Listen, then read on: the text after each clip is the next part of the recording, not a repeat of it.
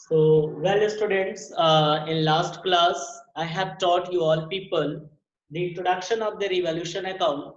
And that topic I have taught you all, revaluation means reassessment or remeasurement of the assets and liabilities at the time of change in agreement or change among existing partners, right? So हम लोग जब profit sharing ratio में change होता है या agreement में changes होते हैं, तो हम लोग क्या करते हैं उस टाइम फिर से किसी का माइक्रोफोन ऑन है। सो लास्ट क्लास हमने बताया कि रिवॉल्यूशन क्यों करते हैं, कब करते हैं। So revolution at the time of change in agreement between the partners due to any reason, चाहे वो प्रॉफिट शेयरिंग रेशियो में चेंज कर रहे हो या एडमिशन हो रहा हो किसी पार्टनर का या कोई पार्टनर रिटायर हो रहा हो फॉर्म से या डेथ हो गया हो। तो किसी भी कंडीशन में जैसे ही हमारा एग्रीमेंट चेंज होता है उस डेट को फर्म के अंदर जितना भी एसेट्स और आउटर यानी एक्सटर्नल लायबिलिटीज है उन सभी चीजों का फिर से रीवैल्यूएशन किया जाता है। एसेट्स के लिए हम प्रॉपर वर्ड यूज करते हैं रीवैल्यूएशन ऑफ द एसेट्स और लायबिलिटीज के लिए हम यूज करते हैं रीअसेसमेंट ऑफ लायबिलिटीज। बट एक कॉमन नेम हम लोग प्रोवाइड करते हैं रीवैल्यूएशन। जैसा कि मैंने बताया था revaluation account is the nominal account in last class. और नॉमिनल अकाउंट के अकॉर्डिंग रूल क्या है? Debit all expenses and losses, credit all income and gains, right? तो दिस मींस रीवैल्यूएशन करते टाइम जब भी हमें लॉस होगा तो रीवैल्यूएशन अकाउंट को डेबिट करेंगे और जिस आइटम पे लॉस होगा, जिस भी एसेट्स और लायबिलिटीज पे लॉस होगा उस आइटम को क्रेडिट कर देंगे। ठीक उसी तरह रिवैल्यूएशन करते टाइम अगर हमको प्रॉफिट हो रहा है, राइट, अगर हमको प्रॉफिट हो रहा है तो प्रॉफिट होगा तो रिवैल्यूएशन अकाउंट को हम क्रेडिट करेंगे और उस पर्टिकुलर आइटम को डेबिट कर देंगे हम लोग। ठीक है, सो यहाँ तक क्लियर हो गया कि रिवैल्यूएशन अकाउंट क्रेडिट कब होगा? प्रॉफिट के टाइम, और डेबिट कब होगा? लॉस के टाइम, राइट? तो कब प्रॉफिट होगा कब लॉस, उसके लिए मैंने बता रखा था एसेट्स कभी भी इंक्रीज करेगा तो इट मींस हमारा एसेट्स बढ़ रहा है यानी प्रॉपर्टी की वैल्यू बढ़ रही है तो प्रॉफिट होगा, और एसेट्स की वैल्यू डिक्रीज हो रही है तो इट मींस लॉस होगा, right? In vice versa for the liabilities. Liabilities क्या होता है? The amount payable to outsider. हम जो दूसरे लोगों को पेमेंट करते हैं उसे कहते हैं लायबिलिटीज, जो दूसरे लोगों को पेमेंट करना है। तो अगर लायबिलिटी यानी डेब्ट की वैल्यू इंक्रीज हो जा रही है मतलब अब ज्यादा पेमेंट करना पड़ेगा तो लॉस हो रहा है हमें, और अगर से डिक्रीज हो रही है यानी पहले 20,000 का क्रेडिटर था अब हमको 19,000 पे करना पड़ेगा, मान लो हमें 1,000 का डिस्काउंट मिल गया तो क्रेडिटर की वैल्यू कम हो गई तो ये हमारे लिए प्रॉफिट हो गया, राइट? तो यहाँ तक क्लियर हो गया एसेट्स और लायबिलिटीज पे कब प्रॉफिट होगा कब लॉस होगा। इसके लिए मैंने लास्ट क्लास में एंट्रीज भी लिखवाया था, लास्ट वीडियो में आप देखे होंगे। तो मैंने यहाँ एक कुछ अलग से लिख दिया है, there will be maximum 3 entries at the time of revolution और मिनिमम 2 एंट्रीज होगा। सो 3 एंट्रीज में क्या क्या होगा? तो देखो जितनी आइटम्स पे प्रॉफिट होगा सबके लिए हम सेपरेट एंट्री नहीं करते, सबको कंपाउंड यानी एक साथ एंट्री करते हैं। तो जितने भी आइटम्स पे प्रॉफिट हो रहा है वो सबकी एक एंट्री होगी। प्रॉफिट के लिए जिस आइटम पे प्रॉफिट हो रहा है उस आइटम को डेबिट और रिवॉल्यूशन अकाउंट क्रेडिट। दूसरी एंट्री अगर लॉस हुआ है तो जितने आइटम पे लॉस हुआ है उसको क्रेडिट और रिवॉल्यूशन अकाउंट डेबिट। और तीसरी एंट्री होगी क्लोजिंग। क्लोजिंग का मतलब पहले क्रेडिट और डेबिट आपस में माइनस करेंगे, जैसा बताया था मैंने। क्रेडिट बैलेंस आ रहा है तो प्रॉफिट क्या आएगा, तो प्रॉफिट को बांटने के लिए क्लोजिंग एंट्री करेंगे, या लॉस आएगा डेबिट ज्यादा होगा तो लॉस होगा और लॉस को राइट अप करने के लिए हम लोग एंट्री करेंगे। सो मैक्सिमम 3 एंट्रीज होगी। मिनिमम 2 एंट्रीज कब होगा? जब क्वेश्चन में सिर्फ प्रॉफिट हो रहा है या सिर्फ लॉस हो रहा है। अगर केवल प्रॉफिट हो रहा है तो केवल प्रॉफिट वाली एंट्री और क्लोजिंग एंट्री होगी। यहाँ मैंने बताया प्रॉफिट और क्लोजिंग। अगर केवल लॉस हो रहा है तो लॉस वाली एंट्री होगी और सिर्फ क्लोजिंग एंट्री होगी, राइट? तो मैक्सिमम 3 एंट्रीज होगी। अब यहाँ तक क्लियर है? प्रॉफिट या लॉस कैसे आता है वो हम लोगों ने पढ़ा था लास्ट क्लास में। आज हम लोग एक क्वेश्चन इसके बेसिस पे सॉल्व करेंगे, छोटा समझ सकेंगे कि कैसे हम लोग जर्नल एंट्री करते हैं, कैसे प्रॉफिट और लॉस की क्लोजिंग एंट्री करते हैं, right? So students, just I am going to share question, you need to take the screenshot of it, okay? So now in front of you, here is the question: accounting for re-evaluation of assets and liabilities. You see on your screen. अच्छे से screenshot ले लो आप, फिर मैं discuss करता हूँ.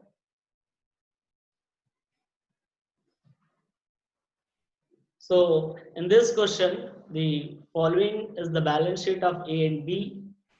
ठीक है, 31 मार्च 19 का दिया हुआ है, और ये बी का जो ओल्ड रेशियो था बैलेंस शीट के बाहर देखो आप 3:2 था, और इन लोगों ने एग्रीड किया टू शेयर प्रॉफिट्स इक्वली, यानी प्रॉफिट शेयरिंग रेशियो में चेंज हो रहा है. For this purpose following were agreed upon. क्या एग्रीड हुआ? First point, building is to be valued at ₹80,000 and plant at ₹45,000, right. So building की value 80,000 होगी और प्लांट की 45 होगी. A provision for doubtful debt at 10% is to be created on debtors, right? अब है second, creditors for salary outstanding are to be recorded at ₹8,000, right? अब कह रहा है pass necessary journal entries and show revaluation account. तो आपको necessary journal entry करनी है और revaluation account भी बनाना है. अभी तक मैंने सिर्फ आपको journal entries बताया है कि कैसे journal entry करते हैं. इस क्वेश्चन में दोनों हम लोग सीखेंगे, ठीक है. सो आप लोग इस क्वेश्चन का स्क्रीनशॉट ले लो और just I am going to erase this.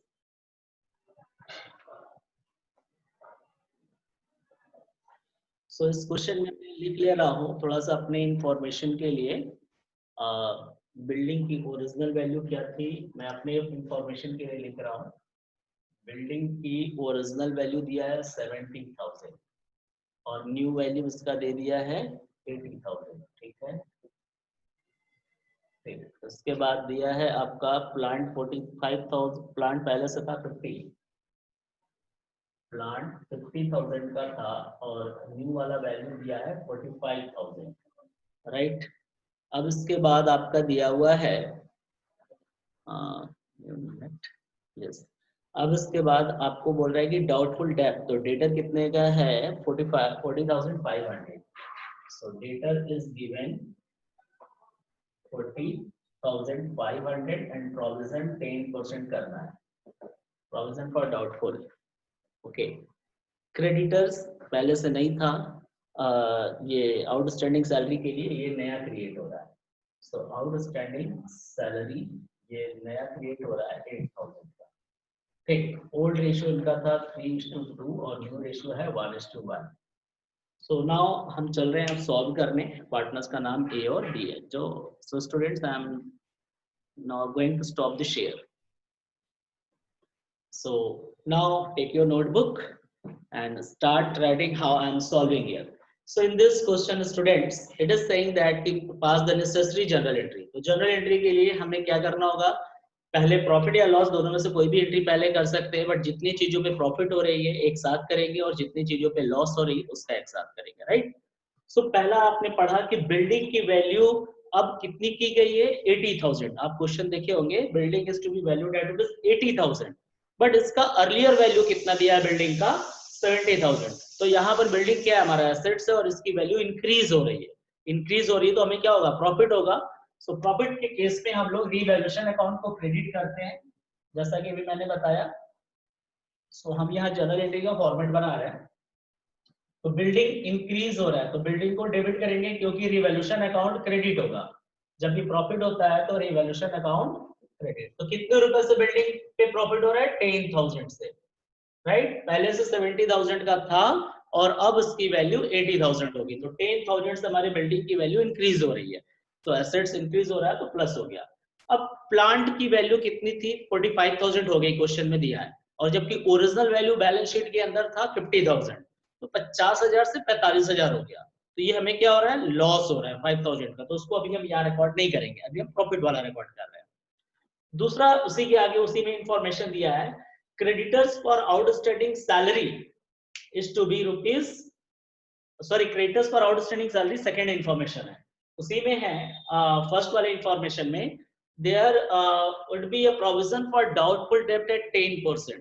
सो आपको पता है स्टूडेंट्स, जब भी डेटर्स पे डाउटफुल डेब्ट क्रिएट किया जाता है तो किस पर्पज से किया जाता है कि फ्यूचर में हमें इतना रुपया लॉस होगा, है ना। अभी आज के डेट में 40,500 का डेटर है और 10% आपको प्रोविजन क्रिएट करने हैं।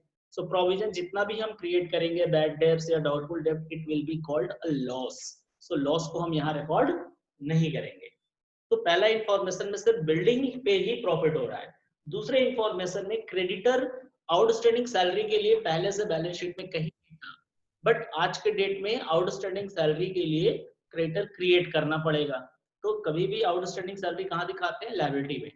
सो अब ये इंक्रीज हो रहा है लायबिलिटी, क्योंकि पहले से तो था नहीं, अब दिखाने के लिए कह रहा है।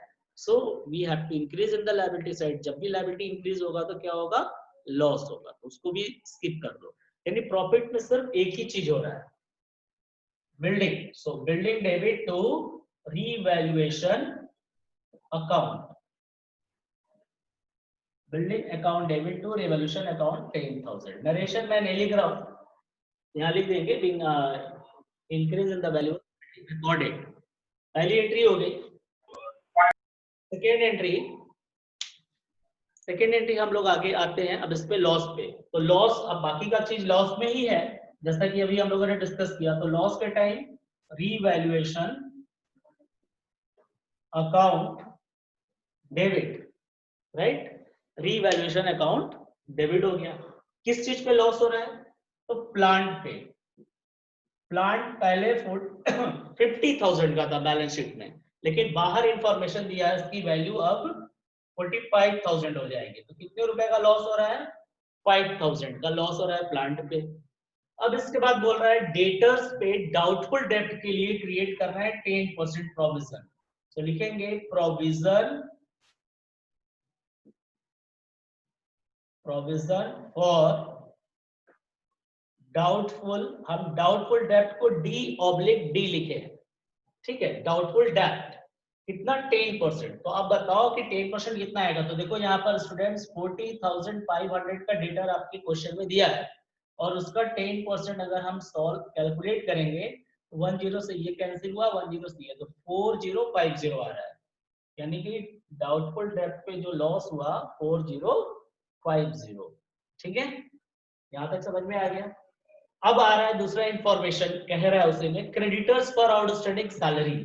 तो वो भी हमारा लायबिलिटी क्रिएट हो रहा है, तो उसको भी लिखेंगे हम लॉस वाले कैटेगरी में, creditors for outstanding salary account, ठीक है।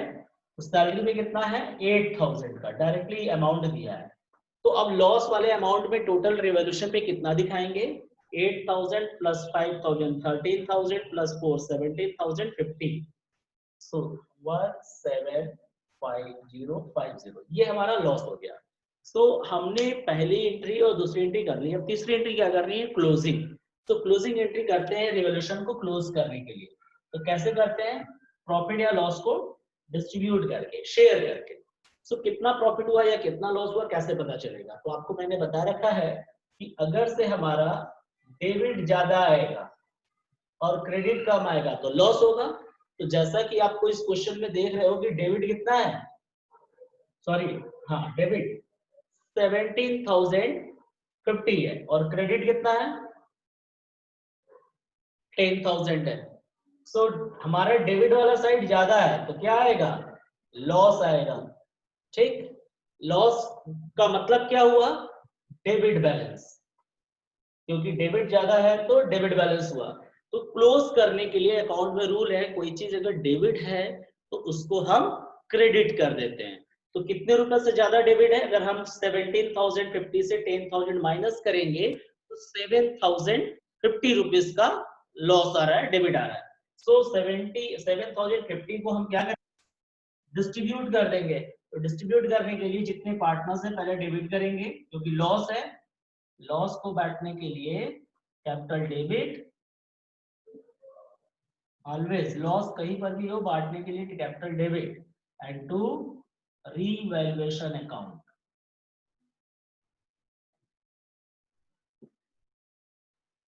Revaluation account. तो कितने रुपए से रिवॉल्यूशन को क्रिएट करेंगे, 7,050 रुपीज से। ये कैसे आया 7,050, आप देख लो 17,050 का रिवोल्यूशन डेबिट है और रिवोल्यूशन जो क्रेडिट है वो कितना है 10,000। सो ज्यादा जो है उसमें से कम वाले को माइनस करेंगे, 10,000 माइनस करेंगे तो 7,050 रुपए बचेंगे। ये आपका लॉस है क्योंकि डेबिट ज्यादा होगा तो लॉस आएगा। अब लॉस को बांटेंगे ए और बी में, किस रेशियो में? ओल्ड रेशियो में। तो ओल्ड रेशियो कितना दिया है? 3:2 दिया है क्वेश्चन में। सो 3:2 में हम लोग कैलकुलेट करते हैं। आप लोग भी कैलकुलेट करो अपनी कॉपी नोटबुक पे कैलकुलेट करो। मैं यहाँ अलग से कैलकुलेट कर रहा हूँ ऊपर और मैं इससे दिखा नहीं रहा हूँ कि कैसे आ रहा है। आप कैलकुलेट करो 3:2 यानी 3/5। सभी लोग कैलकुलेट करिए।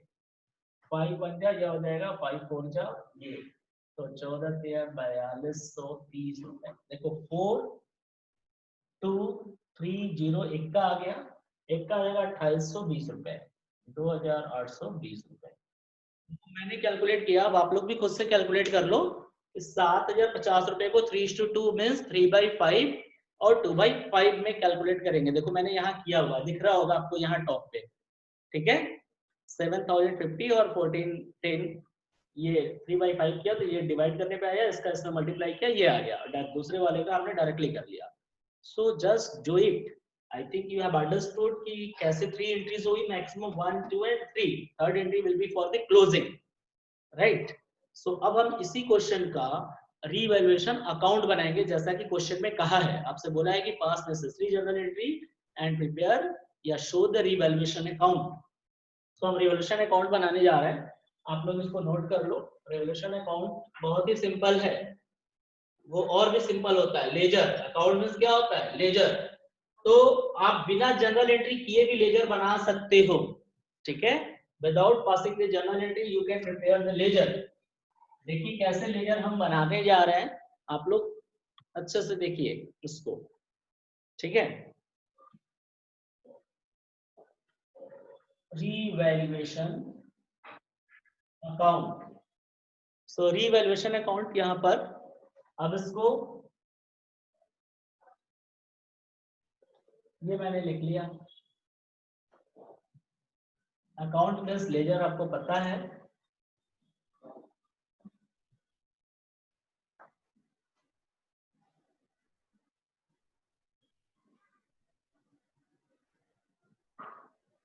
सो यहां तक तो क्लियर है। एसेट्स बढ़ा तो प्रॉफिट, एसेट्स घटेगा तो लॉस, लायबिलिटी बढ़ेगा तो लॉस, लायबिलिटी घटेगा तो प्रॉफिट। ये हमने कर लिया इसके बेसिस पे। तो पहले क्वेश्चन में क्या कह रहा है, देखो रिवोल्यूशन अकाउंट चाहो जर्नल एंट्री देखकर बनाओ या बिना देखे भी बना सकते हो।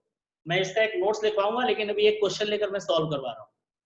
सो रिवोल्यूशन में जब भी लॉस आएगा, चूंकि नॉमिनल अकाउंट है, as you all people are knowing that nominal account में जो लॉस होता है वो कहाँ जाता है? डेबिट में। और जो प्रॉफिट होता है वो कहाँ जाता है? क्रेडिट में। तो आप देखिए कि जिन चीजों में लॉस हुआ उसको डेबिट में रिकॉर्ड कर देंगे, जिसपे प्रॉफिट हुआ है उसको क्रेडिट में रिकॉर्ड कर देंगे, राइट। सो लॉस हुआ है किस पे? पहले क्वेश्चन में बिल्डिंग में प्रॉफिट हुआ, तो हम लिखेंगे यहाँ पर बिल्डिंग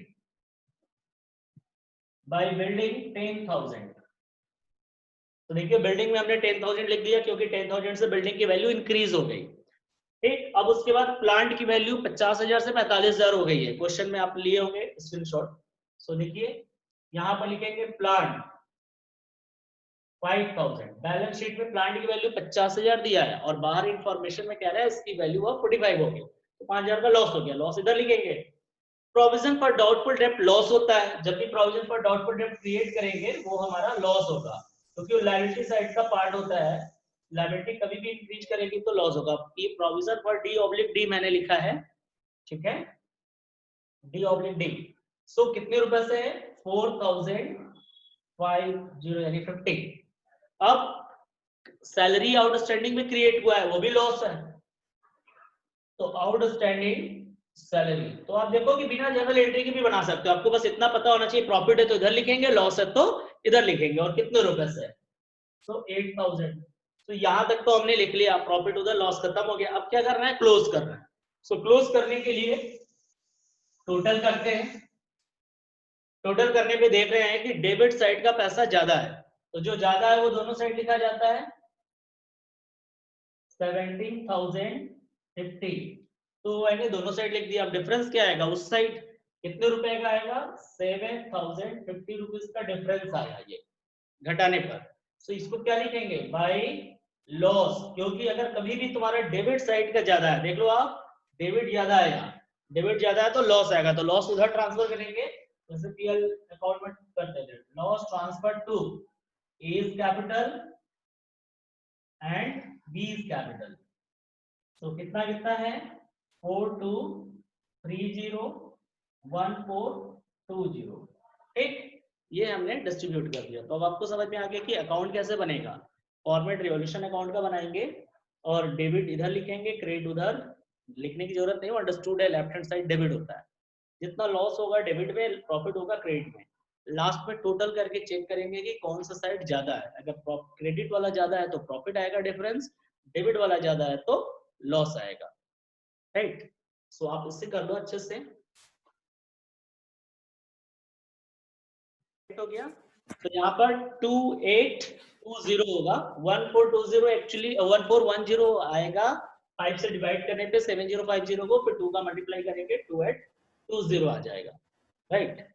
सो कर लीजिए। अब आप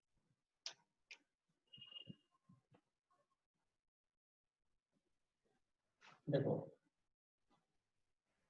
सो इंक्रीज के लिए मैं अपवर्ड एरो यूज कर रहा हूं, ठीक है, इंक्रीज के लिए मैं अपवर्ड एरो यूज कर रहा हूं। Increase in value of assets account debit होगा, decrease in value of liabilities भी डेबिट होगा, ठीक है, और in decrease in provision for doubtful डेब्ट, डिक्रीज, मैं डिक्रीज वर्ड यूज कर रहा हूं एरो नीचे लिखने के लिए, टाइम बचेगा। फिर अनफोर्सिन या अनरिकॉर्डेड, ऑन रिकॉर्डेड एसेट्स, अगर पहले से कोई ऐसा एसेट्स रिकॉर्ड नहीं था, अब रिकॉर्ड होगा तो डेबिट होगा, क्योंकि एसेट्स की वैल्यू आपकी इंक्रीज हो जाएगी, ठीक है। इसके बाद अंडर वैल्यूएशन या under valued, under valued assets या अंडर वैल्यूएशन ऑफ एसेट लिख देते हैं, ज्यादा बेटर होगा, under valuation of assets debit over valuation of liabilities account debit to revaluation account, मतलब इतनी चीजों पे प्रॉफिट हो रहा है। प्रॉफिट कब कब होगा ये आप लिख लो, क्या क्या सिचुएशन हो सकते हैं प्रॉफिट के, ठीक है। तो ये हो गया। अब इसके बाद लॉस वाला सिचुएशन लिखना है, जस्ट रिवर्स होगा लॉस वाला। तो लॉस वाले में क्या हो जाएगा कि रिवॉल्यूशन पहले डेबिट कर देंगे, रीवैल्यूएशन अकाउंट डेबिट, और कब कब लॉस होगा, डिक्रीज इन एसेट्स, ठीक है, इंक्रीज इन लायबिलिटीज, फिर increase in provision for doubtful डेब्ट, right, increase in provision for doubtful debt, then to unforeseen liabilities, ऐसा कोई लायबिलिटी जो पहले से रिकॉर्ड नहीं था और अब रिकॉर्ड हो रहा है, तो ये अनफोर्सिन रिकॉर्डेड या अनरिकॉर्डेड लायबिलिटीज। फिर ओवर वैल्यूएशन ऑफ एसेट्स, ठीक उल्टा होगा, आप चेक करोगे तो ओवर वैल्यूएशन ऑफ एसेट्स और under valuation of liability, under valuation of liabilities,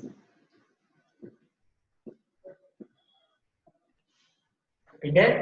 तो इतनी चीजों पर आपको क्या होगा, लॉस हो रहा है, ठीक है। तो प्रॉफिट और लॉस वाला लिख लो, और तीसरी एंट्री मैं नहीं लिखवा रहा हूं अभी, अभी आपको पता ही है कि तीसरी एंट्री किस चीज की होगी, क्लोजिंग। तो क्लोजिंग में जो ज्यादा होगा, क्रेडिट ज्यादा होगा कि डेबिट ज्यादा होगा, ये हम लोग कंपेयर कर लेते हैं, ये क्रेडिट हो गया और ये डेबिट हो गया। तो आपस में कंपेयर करेंगे, जो साइड ज्यादा है, क्रेडिट ज्यादा है तो रेवोल्यूशन को डेबिट कर देंगे, और रेवोल्यूशन का डेबिट ज्यादा है तो रेवोल्यूशन को क्रेडिट कर देंगे क्लोजिंग एंट्री में, और दूसरी एंट्री पार्टनर्स कैपिटल हो जाएगा उसके अपोजिट साइड का। तो ये सिचुएशंस है कि कब प्रॉफिट होगा और कब लॉस होगा। ठीक रिवर्स है, एसेट्स की वैल्यू इंक्रीज होगी तो प्रॉफिट, लायबिलिटी डिक्रीज होगी तो profit, provision for doubtful debt decrease होगा तो प्रॉफिट, अनरिकॉर्डेड एसेट्स पहले से नहीं था अब रिकॉर्ड होगा तो हमारा प्रॉफिट होगा, राइट।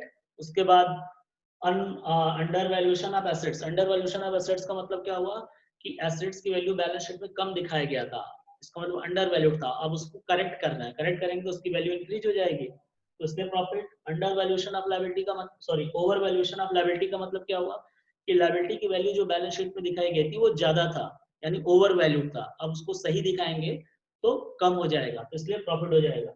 ठीक उसी का रिवर्स यहाँ पर है, तो अब इसे नोट कर लो अच्छे से। नेक्स्ट आगे इसको कंटिन्यू करेंगे नेक्स्ट क्लास में। Is there any confusion, you can ask your queries.